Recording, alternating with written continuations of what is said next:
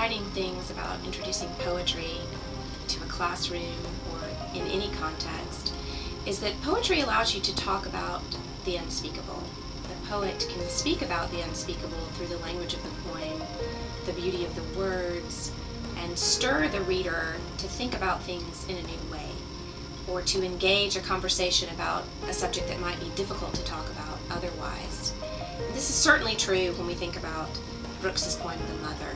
Interestingly enough, Richard Wright initially urged Brooks not to publish the poem because he thought, like perhaps many others, that no one wanted to read about abortion. Fortunately for us, Brooks ignored that advice and published the poem in her first book, A Street in Bronzeville.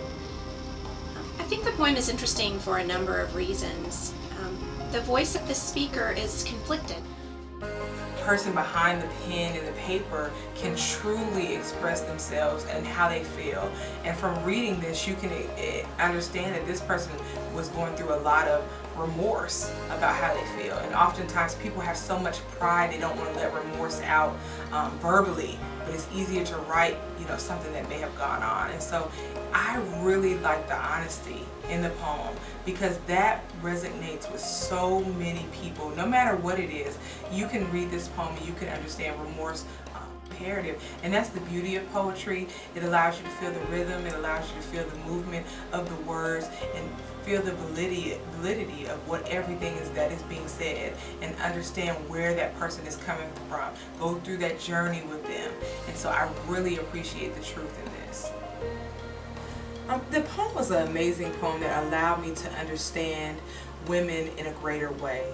Oftentimes women in society are judged for the choices that they make, but the poem really allowed me to see the power of choice and the importance of having choices in everything that we do.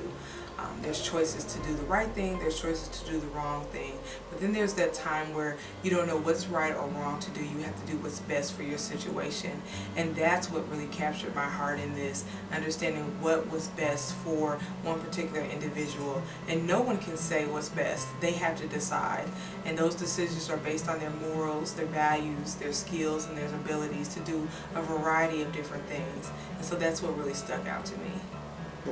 About 70 million maternal deaths worldwide happen every year, and 5 million women are hospitalized each year because of abortion incidences.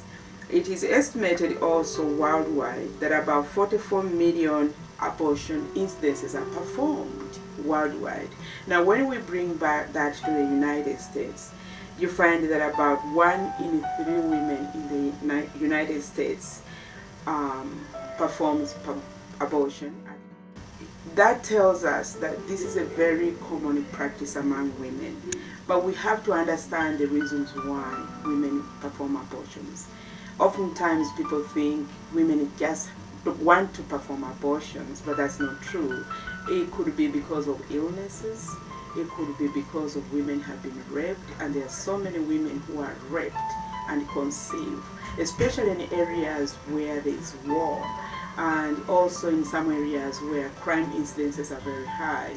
So many young women, including elderly women, find themselves pregnant, but they were not ready for those pregnancies. And I was in TLC. The first producer that we worked with was Dallas Austin. I was in the relationship. I got pregnant, first time, and I didn't have the support, and so I was so scared, and I didn't know what to do, and chose to not have it. One of the biggest mistakes. Why was it the biggest mistake? Because I didn't want to do that. Did you feel forced? I'm 20.